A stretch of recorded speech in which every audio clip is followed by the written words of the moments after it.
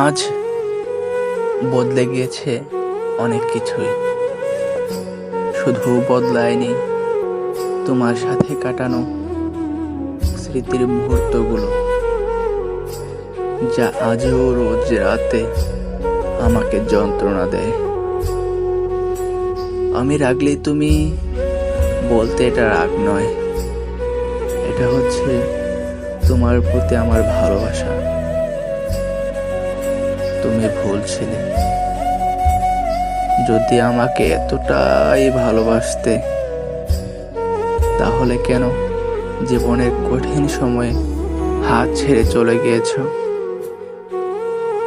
জানি তোমার কাছে এর কোনো উত্তর নেই, আর আমি তোমার কাছে কোনো উত্তর চাইও না।